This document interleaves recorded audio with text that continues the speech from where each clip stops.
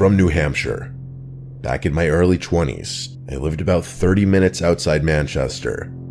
I had a girlfriend of 2 years that I had just broken up with.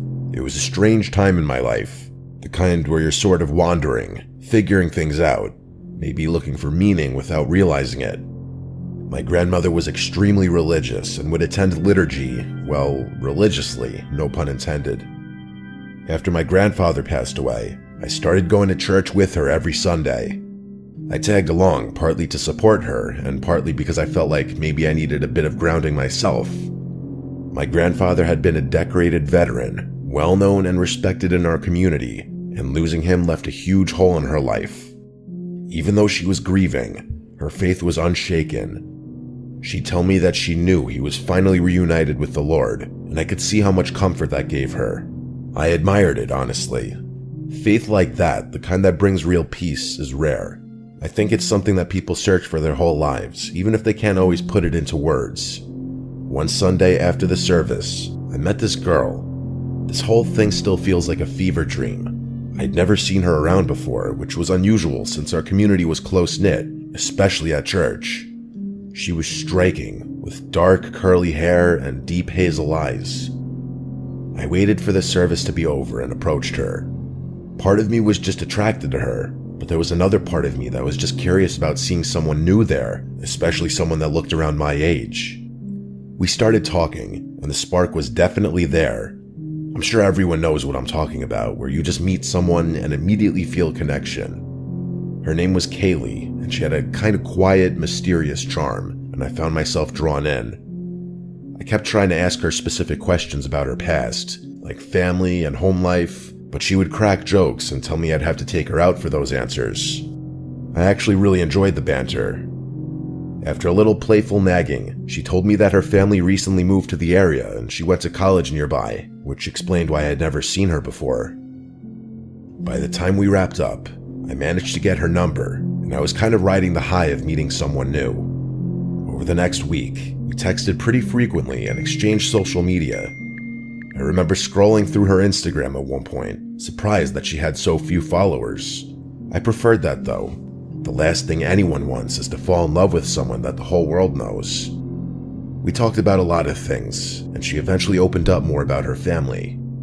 I don't want to say too much, but her situation wasn't great. Her stepfather was a nasty alcoholic and frequently mistreated both her and her mother. Her biological father was substantially worse though. She wouldn't give me specific details, but apparently they had to move to get away from him. She transferred schools and everything, leaving everyone and everything she had known behind. I didn't want to overstep and ask her about her father. I was just glad she was opening up to me. As much as I loved the calculated mystique, it was nice to get to know her on a more personal level. I neglected to coordinate a date with her just yet because I figured I'd see her at church. The following Sunday, she was there again. I took it as a sign and asked her on a date after the service. She didn't hesitate. She just smiled and said yes, and we made plans to meet up later that week. I spent the rest of the week thinking about her, nervous about our first date. When the night finally came, we kept things simple. We saw a movie and grabbed a bite to eat, nothing fancy, just an easy night where we can talk and get to know each other even more. I honestly thought it was going really well. She was a great listener and she seemed genuinely interested, which was refreshing. I didn't want the night to end just yet, so after dinner, I suggested going for a little drive, thinking it'd give us a chance to keep talking without the noise of a restaurant around us. So we hit the highway, driving out of town a bit. We were driving along one of those roads that was technically a highway, but looked more like a normal 2-lane road. It was windy and there were trees on either side of it. Everything was perfect. It's crazy how things can change in an instant. What I'm about to describe to you is something I will never be able to purge from my mind. Out of nowhere, she started speaking, but it wasn't in English. Her words were fast, mumbled, and sounded like French or something close to it. At first, I thought she was maybe joking or testing me, but then I noticed her eyes. They'd rolled back, leaving only the whites. I swerved the car and almost crashed into the barrier. My heart started pounding because it looked like she was in some kind of trance or having a seizure. I got a hold of myself and pulled over to the shoulder, trying to stay calm. At that point, I was internally panicking. I fumbled for my phone and called for an ambulance, not knowing what to say other than I thought she was having a seizure. As I waited, I kept checking on her, unsure if she even knew where she was. She was still talking and her head seemed to be vibrating. I didn't know what the hell to do. I didn't want to touch her, but I felt like I had to do something. I had never been more terrified in my entire life. Then, just as suddenly as it had started, it was over. She snapped her head to look at me and shut her mouth. She blinked, with her eyes going back to normal, and she gave me this wild, wide-eyed expression. I will never forget that look as long as I live. Before I could say a word, she threw open the car door and literally sprinted full speed into the woods. I'll say that again, she literally ran into the woods. I was trying to make sense of what just happened, but I just couldn't move. My head was spinning and I'm pretty sure my hands were still trembling. I sat in that position until the cops and paramedics showed up. I told them everything, even though it sounded insane. Every detail about the way her eyes looked and how she'd run off. They nodded and took my statement, assuring me that they'd try their best to find her. I must have looked insane, but they took me seriously enough. After that night, though, she was gone. I never saw her again. I looked for her at church, but she never showed up. Her Instagram was deleted, and she had apparently blocked my number. It was worse than that. I got a friend to text her number, and it apparently had been erased. No amount of internet stalking ever turned anything up. I even asked people at the church if they knew her, but no one did. I don't know what happened to her, and I'm not sure I'll ever know. I don't live there anymore, and my memory of home is kind of messed up because of this incident.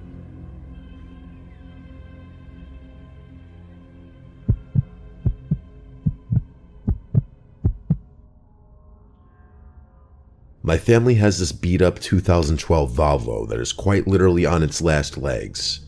I don't know what it is, but the thing refuses to quit. It's had a million problems, but still runs. The thing has a laundry list of issues. Brakes that feel soft, a temperamental engine, and half the electronics barely work. My parents are basically waiting for it to break down for good so that they'll have an excuse to get a new car. Unfortunately, I'm the one stuck driving it. In addition to the myriad of other issues it's suffering from, the windshield wipers don't work at all, so driving in the rain is a death sentence. Even a little drizzle is enough to completely obstruct the driver's view. Everyone knows Nevada is the driest state though, so rain typically isn't a concern where I live. I remember elementary school teachers always making a big deal about that fact for some reason. Anyway, this was back in the summer a couple years ago. I was on my way back from a solo trip to visit my friend Calvin a few states over, one of those friends I hadn't seen in years. I love driving, so I figured I'd make an adventure out of it, just driving alone through the stretches of the empty desert. The drive there was great. I stayed a few nights at his place, and we did a lot of drinking. It was a great time, and I was glad I made the effort. The majority of the drive back was a piece of cake, but that didn't last long. As I crossed into Nevada, a storm hit. Not just a sprinkle or some light rain, an actual thunderstorm, complete with lightning and torrents of rain. I later realized that it was one of the heaviest rainfalls we'd seen in years. I'd driven through rain before, but nothing like this. It didn't really make much of a difference. With the current state of my windshield wipers, any amount of rain would force me to pull over. So reluctantly, that's what I did. I pulled off the highway and parked a considerable distance into the desert, just in case a truck or something didn't see me. I figured I had no choice but to wait it out, maybe try to get some sleep in the car. I debated calling the police for assistance with the wipers, but money was tight and I wanted to avoid a ticket at all costs. If not the wipers, they'd definitely get me on something else. I wasn't about to ask my 65-year-old parents to drive 3.5 hours to rescue me either. So sitting and waiting was my only move. I was on my own, alone on the side of the road during a thunderstorm in the middle of the desert. Not a single car passed me for a full hour, and the storm didn't even let up a smidge. I think being alone in the desert started messing with my head, because after about another hour, I got this unsettling feeling. I'm not sure what it was, but I got this unexplainable urge to move the car. It was still pouring, so I obviously couldn't do that safely.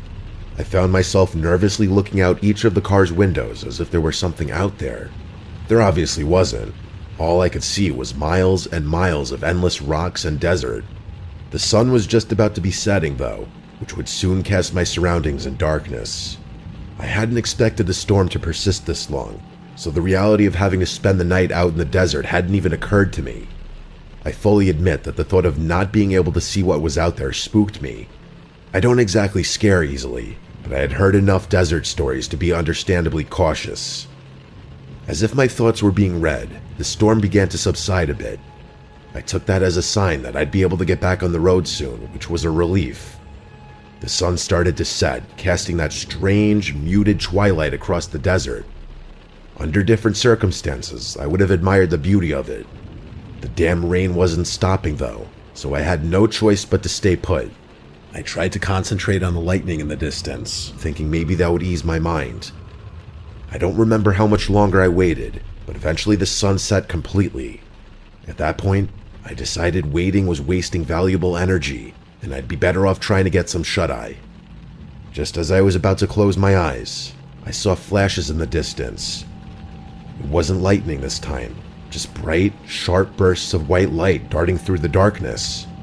They seemed to jump around like they were coming from multiple places. It was creepy as hell. I watched them for a few more minutes before realizing that they were getting closer. They were literally approaching me. I could feel my palms starting to sweat. I don't know what came over me, but instinct kicked in, and I made a split-second decision to get out of the car and hide. I grabbed my phone, scrambled out, and ran to hide behind the nearest rock formation. It was still raining, but I didn't care. I could feel my heart beating rapidly, and I prayed that the sound of the rain would conceal my breathing. Crouching low, I peeked around the edge, watching my car from a distance. After a few minutes, I realized what the flashes were. Flashlights. I saw 3 figures moving through the distance toward my car, each equipped with a flashlight. They were flinging their beams around wildly, as if dancing or stumbling or something. It was abnormal, I'm telling you. They circled my car, inspecting it, as if they were looking for something or someone. I'm telling you though, the way they wielded their flashlights, it was like they were on something. I squinted, trying to make out details, but it was too dark to see much. Without warning, one of them fired a gunshot at the sky. I jumped, completely caught off guard, and I bit down on my lips so hard I broke the skin. Every instinct told me to stay as still as possible, to make myself invisible behind the rocks. For what felt like forever, I stayed frozen in place, not daring to peek behind the rock. Eventually, the curiosity was unbearable. Slowly, I peered behind the rock again, and I felt my stomach drop. It was pitch black, no flashlights. I waited, not sure where those people had gone. And then, just like that, the lights were back, flickering around my car again, like they were taunting me. I knew I couldn't stay there all night. My hand shook as I pulled out my phone, fumbling to dial 911. I whispered into the phone, trying to explain what was happening, with my voice barely audible. The operator said they'd send someone, and I put the phone down, feeling both relieved and terrified. After what felt like an eternity, I finally saw the faint glow of police lights in the distance. The second the lights started flashing, the 3 figures turned and bolted, disappearing into the darkness. By the time the cop actually pulled up next to my car, they were long gone. I ran through the rain, waving my arms, grateful that I had been saved. The officer listened as I told him everything. He didn't seem particularly shocked, which somehow made all of it feel worse. He did have the courtesy of waiting out the storm with me and not towing my vehicle, which I guess I could say was a good thing. I think about this often, and I haven't done a road trip since.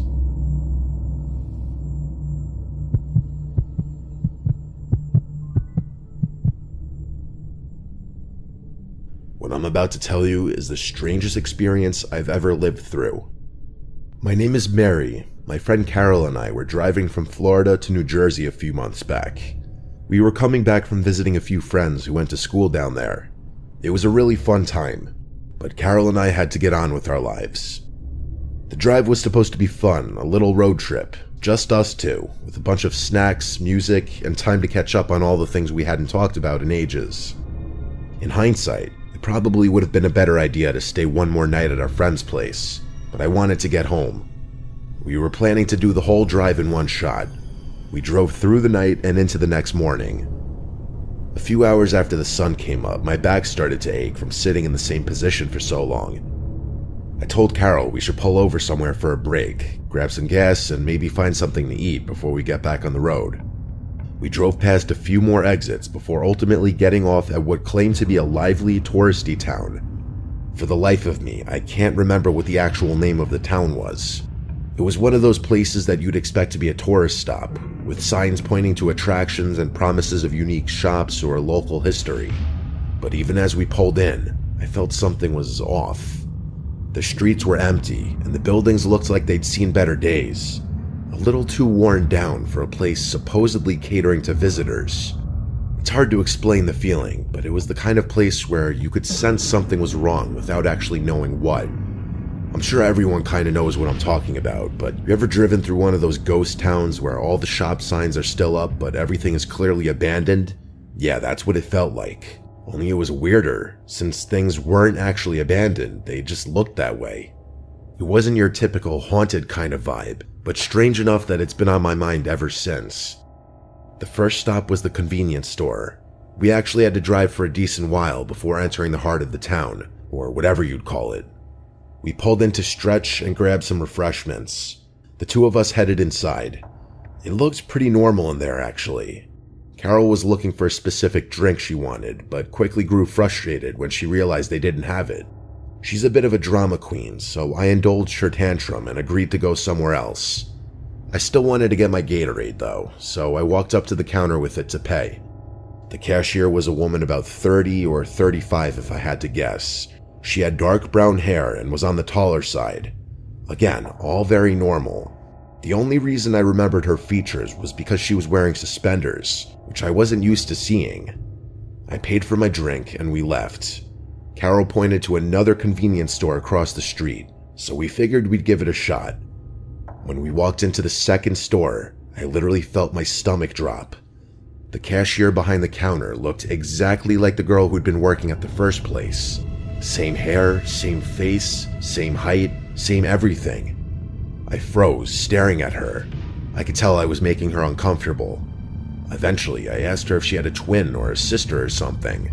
She gave me a weird look, almost skeptical, and said she didn't have a twin and that she was an only child.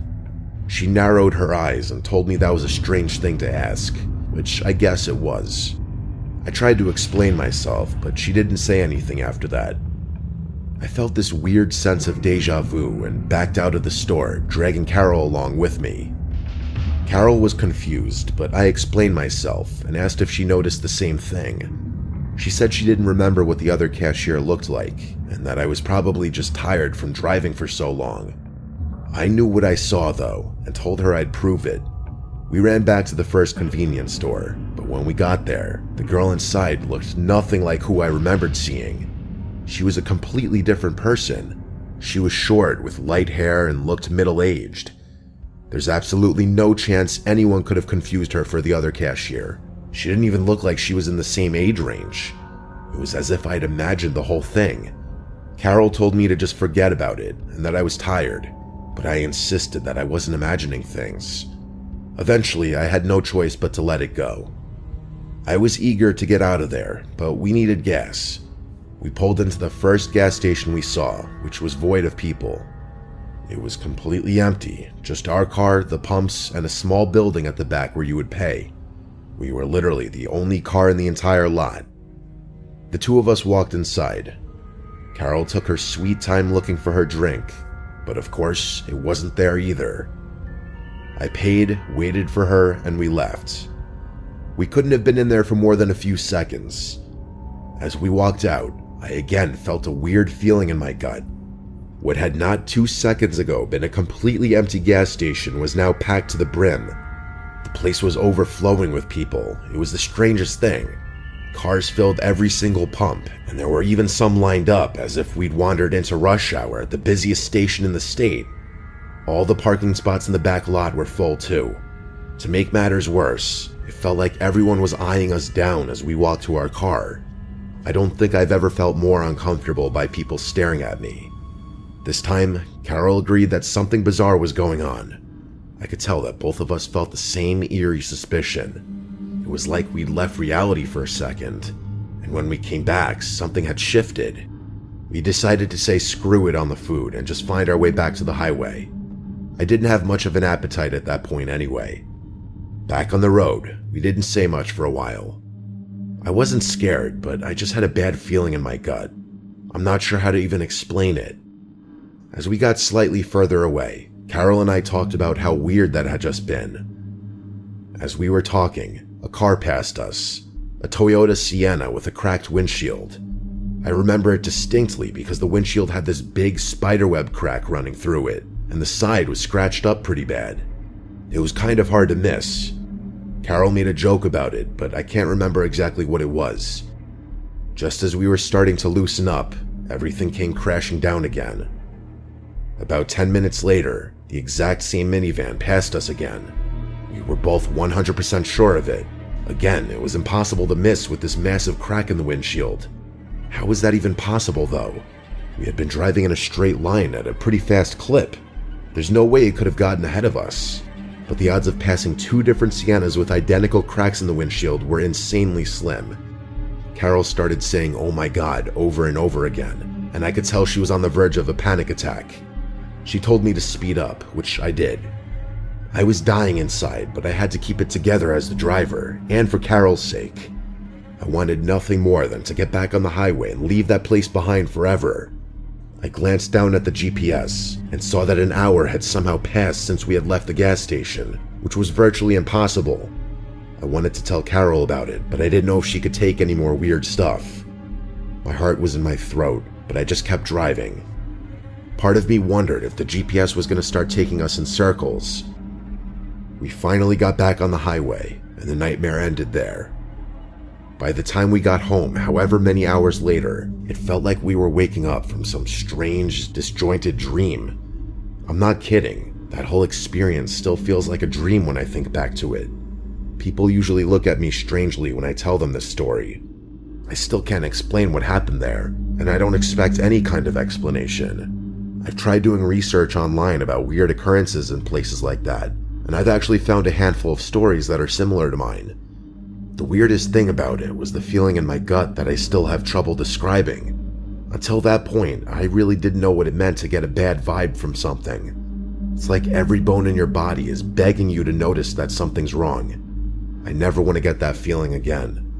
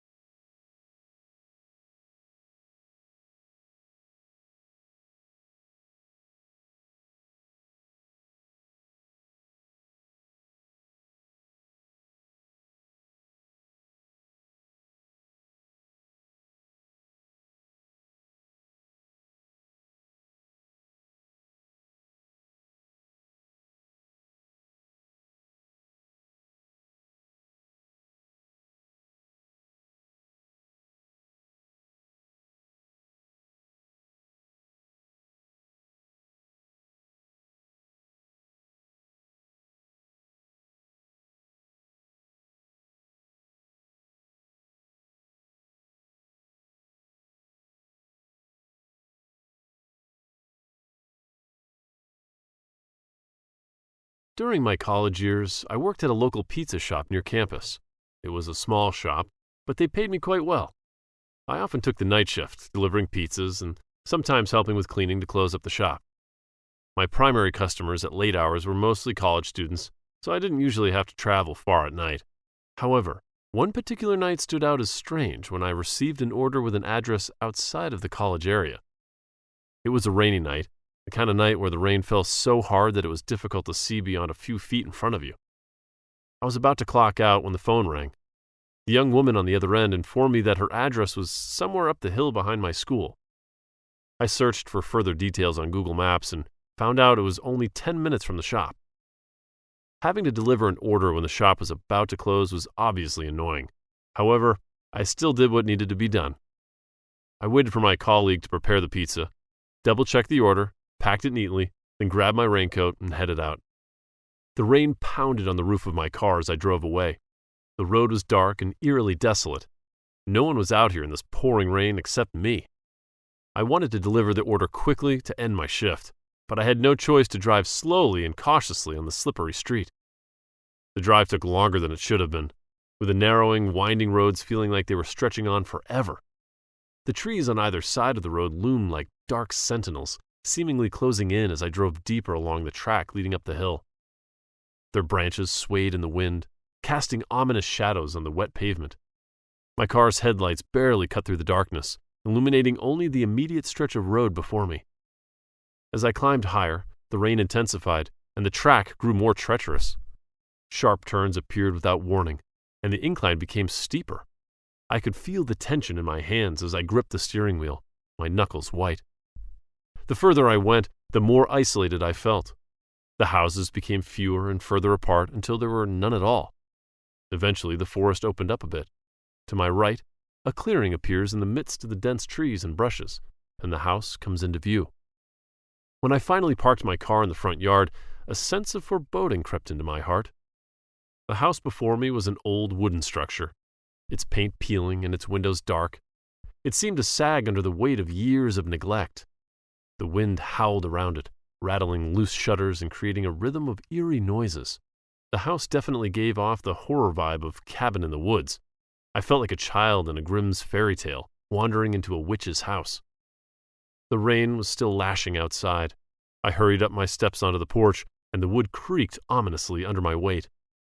The feeling of unease intensified, and I felt as though unseen eyes were watching me from the shadows. The porch light flickered, casting long, distorted shadows of mine that danced with the wind.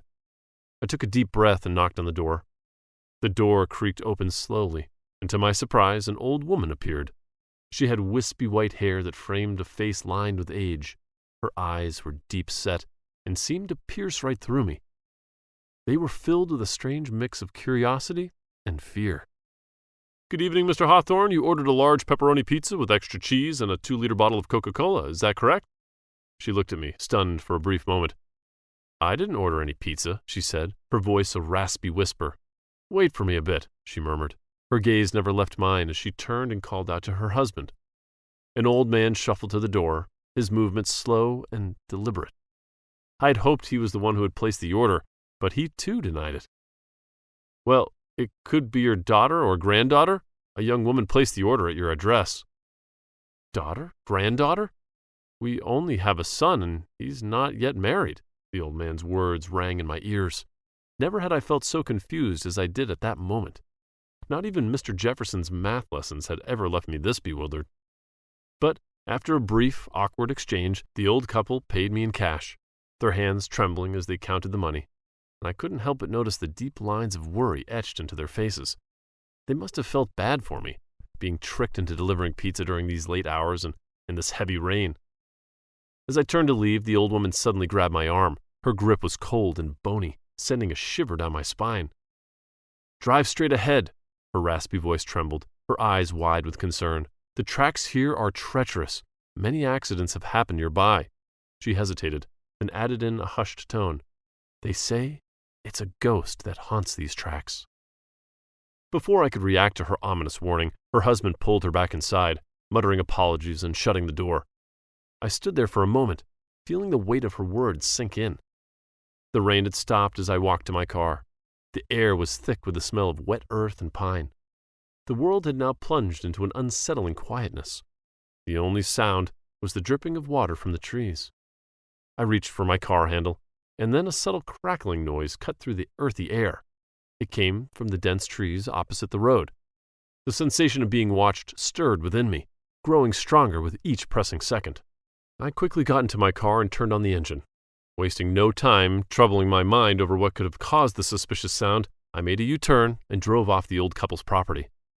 The fog began to roll in thick and heavy, swallowing the road in front of me. I turned on my fog lights, but even then visibility did not improve. I crept along the winding road, my eyes straining to see through the dense mist. The trees closed in around me more than ever. Their gnarled branches reached out like skeletal fingers. The fog was so thick that it muffled all sound, creating an eerie silence. My own breathing seemed too loud, echoing in the confined space of the car. The only thing I could hear was the soft hum of the engine and the occasional drip of water hitting the roof. The fog hung thicker as I patiently crawled along the track, wary of my surroundings. That was when I caught sight of something odd. A figure waving at me. It seemed like a young woman was signaling me to pull over. Her figure was blurry, almost ethereal, and I couldn't make out any details. It was a vague silhouette standing in the middle of the road. I slowed down even more, trying to get a better look. However, the figure seemed to only drift further away, as though it were just a shadow imprinted on the veil of fog. I didn't notice the oncoming car until it blared its horn. The sudden sound shattered the silence and sent my heart racing. I realized I had driven my car into the wrong lane of the track. I jerked the wheel to the side. My car avoided the vehicle ahead in a second, skidding on the wet road. My heart pounded as I fought for control, finally bringing the car to a halt just inches from the cliff's edge. The headlights of the other car briefly illuminating the fog, revealing nothing but an empty road where the figure had been. Breathing heavily, I forced myself to focus solely on the road ahead, refusing to look at the sides where the figure had been. My hands were shaking, and I had to take several deep breaths to calm myself before continuing. The drive back felt like an eternity, each turn of the wheel a battle against the fear that gripped me. The fog continued to cling the road, and the feeling of being watched never left me. Every now and then I catch a glimpse of movement in the periphery of my vision, but I refused to turn and look. I knew there was nothing there. It was as if the fog itself was alive, playing tricks on my mind. Finally, the lights of the town came into view, and the oppressive weight lifted slightly from my shoulders. I drove straight to the pizza shop, the familiar surroundings bringing a small measure of comfort. I tried to rationalize what had happened, blaming the eerie experience on my tiredness and the ominous warning from the old woman. It must have been the fog that played tricks on my mind, and the near accident was just a result of my overreactive imagination.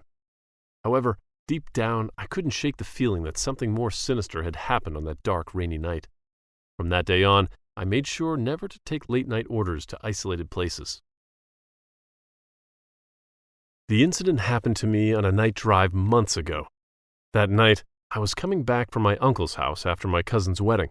It was a special occasion that allowed me to catch up with my close relatives. Having too much fun with my uncle's family, I lost track of time. It was past 10 when I decided to head home. Noticing that I was a bit tipsy and dizzy, my uncle insisted that I stay with his family for the night. It was too late at night, and the drive back home was long. It would take me at least an hour and a half to reach my home.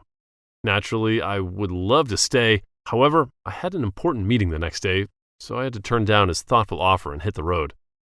A storm was about to sweep in, though, as I drove on the highway. The journey from my uncle's house to mine stretched through a mountainous area, surrounded by dense forest. It was an isolated route, and as I expected, I barely saw any other vehicles pass me for miles. The effects of the alcohol began to take their toll. I regretted having that last drink, as I now had to fight off drowsiness. The wind outside continued to howl, and the trees seemed to close in. Their dark forms were wiggling violently in a creepy rhythm, which somehow helped me stay awake. The first drops of rain splattered against the windshield, and I became more alert. Landslides had occurred in this area before, and I knew it would be dangerous to drive through this region during a storm. Focusing solely on the road ahead, I clutched my steering wheel tight, hoping to get home before the storm fully hit. However, the further I went, the highway's chaotic winds and the storm's anticipation faded away. In accordance with the change in weather, the road ahead of me grew gradually narrower. The trees seemed to close in even more, forming an oppressive tunnel. Eventually, the dark, stormy sky disappeared behind the dense foliage of the forest. The chaotic world outside quickly plunged into an eerie silence that gave off an uncanny vibe. The wind had stopped howling, and the trees had stopped swaying. I heard no other sounds of nature around me. Absolutely nothing. The only rhythm filling the air was the hum of my car's engine. Something was off. I swear at that moment, the world had come to a complete standstill. It felt as if I was driving through a giant canvas in a film studio. Before I could react to the sudden change in my surroundings, the path under my wheels turned muddy. Darkness enveloped everything, with only my car's headlights piercing the gloom, revealing nothing but more desolation. My GPS assured me I was on the right track, So despite the growing sense of unease, I pressed on. Hidden behind the trees, houses gradually appeared, and I found myself stumbling across a strange town. The town had an unsettling uniformity. Every house looked identical, their front yards adorned with weird wooden symbols resembling a stick man inside a circle. The sight sent shivers down my spine. The houses stood silent, staring at me with dark, hollow windows. As I drove slowly through the town, I couldn't help but notice the complete absence of any modern signs of life. There were no streetlights, no parked cars, and no sounds from televisions or radios. Not even the rustling of leaves or any nightlife could be heard. Only unnatural silence remained. I moved closer to the side of the street, trying to get a better look at the symbols in front of each house. Each was meticulously crafted, the wooden figure, grotesque and unsettling, casting long, twisted shadows in the dim light of my headlights. They seemed to be guardians of some ancient, malevolent secret. I shivered as the feeling that I had lost myself in a foreboding land clouded my mind. The deeper I went, the more the dread grew inside of me. I tried to reassure myself that it was just my imagination playing tricks on me. After all, it was late, I was tired, and my mind was still foggy from the alcohol. But then I heard it, the faint sound of people cheering and humming. I crawled my car forward. The cheering grew louder as I approached, but there was something deeply disturbing about it. It wasn't the joyous sounds of celebration. It was a fevered, almost maniacal chanting that sent chills down my spine. From a distance, I saw a large crowd gathered around a massive fireplace. They were engaged in some sort of ritual. Their movements were synchronized and unsettling. The fire in the center of the gathering was enormous, its flames licking the night sky and casting a hellish glow over the scene. The familiar symbol at the center of the fire was larger and more intricate than I had seen before, and it seemed to pulsate with a life of its own. The people moved around it in a trance-like state, their eyes glassy and unfocused, their mouths moving in unison as they chanted words in a language I couldn't understand. Those people seemed oblivious to my presence, entirely consumed by whatever dark ceremony they were performing. I stayed hidden behind a large tree, watching in terror as the ritual unfolded. The air was thick with the smell of burning wood, and something else, something metallic and acrid that made my stomach turn. I caught a glimpse of the face of a man as he slowed down his movement. Panic surged through me as I saw it was drenched in a thick red liquid. My mind jumped to the conclusion that it was blood. A particularly loud cheer snapped me out of my trance. I realized that I needed to get out of there fast. I quickly made a U-turn, my heart pounding so hard that it felt like it would burst out of my chest. As I sped away from the town, I glanced in the rearview mirror and saw the fire's glow fading into the distance. The chanting grew fainter until it was just a whisper in the wind. My heart would not stop racing as I sped back to my uncle's house, the sense of dread not letting up until I was far away from that eerie place. I drove as fast as I could, and the image of the ritual burned into my mind. My thoughts were a jumbled mess of fear and confusion. What had I just witnessed? Was it some kind of cult? A secret society? Whatever it was, I wanted no part of it. The need to put as much distance between myself and that town was all I could think about. The road seemed even narrower and more treacherous on the way back, but I didn't care. I just wanted to get back to the safety of my uncle's house. After what felt like an eternity, I found myself back on the highway. The storm was raging outside, but with the horror I had just been through, I felt relieved to meet the storm. The violent movement of the forest trees, the sound of thunder and wind, the rain drumming on the roof of my car, all of it reminded me that I had safely escaped the eerie town. When I had arrived back at my uncle's house, he was shocked to see me return so soon. After listening to my story, his face turned pale, and he insisted even more strongly that I stay the night. He assured me he would figure things out in the morning. The night was restless, filled with haunting images of the eerie town and its strange inhabitants. At dawn, with the first light of day, I left my uncle's home. Despite being in a hurry for my meeting, I chose a different route than that one I traveled the night before. You can bet I never travel that route again. It was a long drive on the highway, and the silence of the night made it even longer. My mom, exhausted from the day, was fast asleep beside me. The dim glow of the dashboard lights cast a soft hue on her face, and I could see the lines of fatigue etched deeply. She had been up since early morning, packing our stuff and making sure everything was ready for our trip. We had to leave right after I got home from school on Friday because my uncle had invited us for a camping trip the next day. We wanted to beat the weekend traffic, which meant hitting the road as soon as possible. Our destination was my uncle's house in the neighboring state, a good 6-hour drive away. We aimed to arrive before midnight to catch some rest before setting off on our camping adventure. As I drove through the night, the hum of the tires on the asphalt was almost hypnotic. The occasional headlights from passing cars broke the monotony, but mostly it was just us and the open road. The hours dragged on, and fatigue began to set in. I glanced at the clock. It was already past 11 p.m., and we still had about an hour and a half to go. My eyes felt heavy, and I knew I needed a break. The last thing I wanted was to doze off behind the wheel. I decided it was time to pull over at the next rest stop. I gently shook my mom awake and thought she was reluctant. She agreed that a short break would be wise. Plus, I really needed to use the restroom. The night air was cold and crisp when I stepped out of the car. The rest stop was eerily quiet, with only a few trucks and cars parked around. It felt like we were the only ones awake at this hour. The rest stop itself was quite large, but it had a humble appearance. The parking lot was well lit, but the restroom building was situated a bit farther away from where we parked. My mom, still groggy, decided to stay in the car while I went inside. She told me to hurry. I nodded, making my way towards the restroom. The path was dimly lit. I could feel the chill in the air seeping through my jacket. Despite the cold, I was grateful for the brief respite from driving. Little did I know, the next few minutes would be some of the most terrifying of my life. As I approached the restroom, the sense of unease only grew. The building itself was poorly maintained. The lights inside were dim, with some flickering occasionally, casting an ominous glow in the tiled floor. Water spots, soap scum, and smudges marred the mirrors, adding to the rundown look. I had hoped for a quick and clean stop, but this restroom was far from inviting. I chose a stall at random, trying to ignore the general state of disrepair. The door creaked loudly as I closed it, the sound echoing through the empty restroom. I took care of my business quickly, eager to get back to the relative safety of the car. However, just as I was about to flush, a strange sound caught my attention. It was faint at first, almost like a rustling or dragging noise coming from the outside. My heart skipped a beat, and I froze, trying to make sense of it. It sounded like something or someone was being dragged across the ground. The noise grew louder, and I could hear muffled voices. Panic began to rise within me as I strained to listen. The voices were low and urgent, and I couldn't make out what they were saying at first, but then the words became clearer, and my blood ran cold.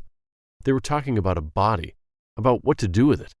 Fear gripped me as the realization hit. I wasn't alone, and whoever was out there was dangerous. I stood completely still, barely daring to breathe. Suddenly the voices stopped, as if they had sensed something was wrong. My heart pounded in my chest as I listened intently. The sound of footsteps grew louder, heading towards the restroom door, shadows flickering under the door, and I knew they were getting closer. In a desperate attempt to stay hidden, I curled my legs up and perched on the toilet seat, hoping the stall door would conceal me. My mind raced, thinking of my mom waiting in the car, oblivious to the danger. Just then, my phone vibrated in my pocket. It was her. My mom was calling, but it didn't come at the right time. The sound was deafening in the silence, and I quickly silenced it, praying they hadn't heard. But it was too late. The footsteps stopped right outside my stall, and the handle rattled. My heart felt like it was going to burst out of my chest as the door was pounded upon. A voice demanded I come out, the tone leaving no doubt about their intentions. I pressed my back against the door, using my weight to keep it shut, fear coursing through me. My heart pounded so hard it felt like it would burst. The banging on the stall door was relentless, each hit making me jump. I pressed my back against the door, trying to keep it shut, my mind racing with fear. "Open up!" a voice growled from outside. They weren't giving up. I could hear them moving around, their shoes scraping the floor. Suddenly the noise stopped. I dared to peek through a gap in the door and saw a shadow. Someone was climbing up the stall next to mine. A face appeared over the top, eyes wild. He leaned in, grabbing my hair and yanking me forward. I screamed, struggling to break free, but he was strong. The stall door flew open, and his accomplice stepped in. Just when I thought it was over, a piercing scream filled the air, cutting through the tension. It was my mom, her voice full of terror and urgency. The men froze, their grip loosening. In that split second, They exchanged a look, then bolted, their footsteps echoing as they ran. I collapsed, gasping for breath. My mom rushed in, pulling me into a tight hug. Tears streamed down my face as I clung to her, the terror slowly giving way to relief. Soon after my mom's scream, people rushed into the restroom to see what was happening. Someone quickly called 911. The police arrived within minutes, taking control of the chaotic scene. They took our statements, listening intently as I described the harrowing encounter. They then escorted us back to our car and followed us home to ensure we were safe. The next day, the news reported that the men who attacked me had fled in their car, but there was no evidence of a body. This left me with unsettling questions. Had they really been dragging a body, or was it just my imagination running wild at the moment? If so, what do they really want from me? These questions haunted me, making it hard to find peace. The terrifying encounter had left a mark, and the mystery of that night lingered, but one thing was clear. My mom's timely intervention had saved me, and for that, I was endlessly grateful.